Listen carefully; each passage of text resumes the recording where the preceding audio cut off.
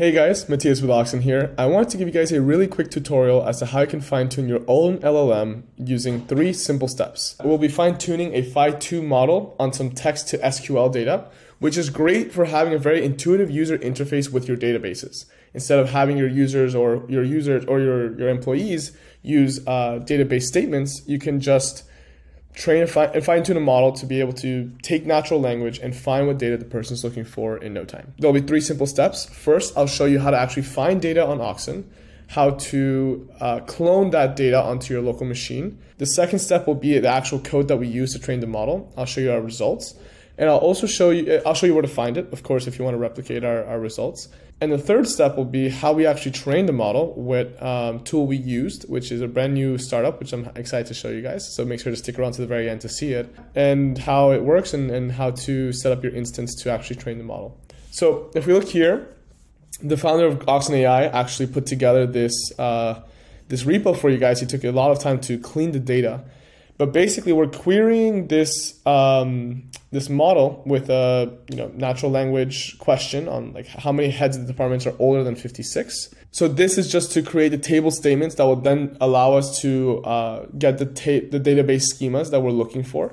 So if we look, the query is this. Here's the schema, and here's the actual output of the model, which would be select count from head where age greater than 56. So we can see that, head, we're able to obviously derive from the question what we're looking for in our database. And, Oxen's, you can see all these different examples right on the UI, no matter you have 165 pages in this case, and we can see every one of them in an instance.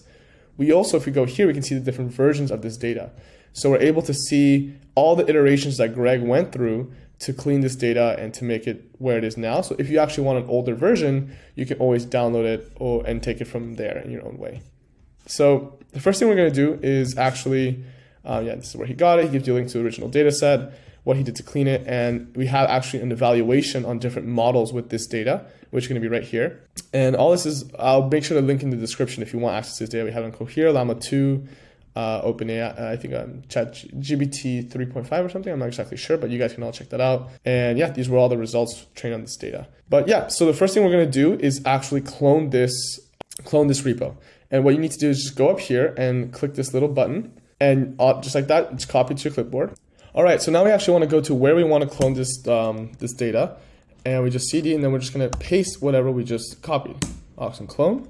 Give it a couple seconds, and it will just clone all the current version of this data. Oh, looks like I have to install a newer version of Oxen, but I can do that a little later. It will still work. And perfect, cloned. And if we look here inside, perfect, we have the repo right there. And that concludes the first part of this video. Next, we're actually gonna go to the code of what we did to fine tune the actual model.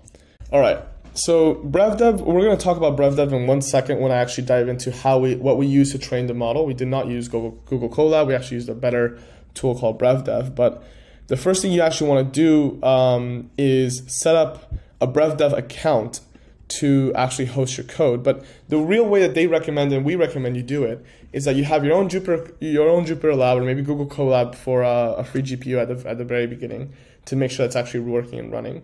And you get all your code done, you squash any bugs, you actually test it on maybe a little bit on a cheaper GPU, on free GPU that Colab gives you. And then when you're ready, when everything's ready to go, then you bring it over to Brev.dev because they do have, I think, small fees for storage. And even if not, then you'll obviously be paying for the GPU that you're actually using for runtime, which you don't need to spend all that time debugging being charged, right? So first thing we want to do is set up our libraries. I already set all these up, so I'm not going to run them again because that could take too long. But then we'll actually bring on our dependencies. We make sure we have our device up and running. Here we're going to quantize our model in LoRa. Like I said, we're using Phi2. We have a great article, I guess it's technically a blog on, I'm not going to edit that right now, but we have a pretty good blog on how LoRa works. I'll make sure to link that in the description as well, and it's going to be linked in our repo.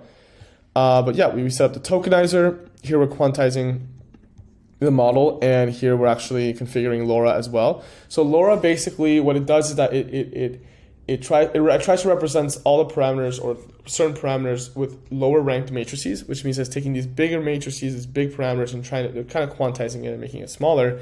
And what that's basically doing is that you're adding it's kind of like you're adding parameters to the original model, so you're able to fine tune the output without actually changing the original model itself. And this is great because it's a lot faster, it's a lot cheaper, it's a lot easier to do than fine tuning the original model in whatever way that you want to fine tune it. But yeah, so we use LoRa, and then here we have the model. As you can see, it's working, it works great. Model trained, perfect. Now, next we set up the data. So while I did show you guys how you can clone it to your local machine to push it to your own repo for your own iterations, if you're happy with the data that we have at Oxen, you don't actually need to do any of that stuff. What you can do is it will clone, you can just run a simple Python script, line of code, and it will clone the repository on whatever machine you're running the code on. So if you're running it on Brev on a server, then it will clone onto that server. But if you're using on your local machine, it will still clone your local machine. It's just a lot more effective than cloning it and then having a file path to that repo when you can just do it in one line right here. But yeah, here we just set up the data. Make sure we have the file paths set up. We're not going to run the training again since we already trained it. And the great thing about it actually is that we have in the repo of the data of the code, we actually have our checkpoints saved.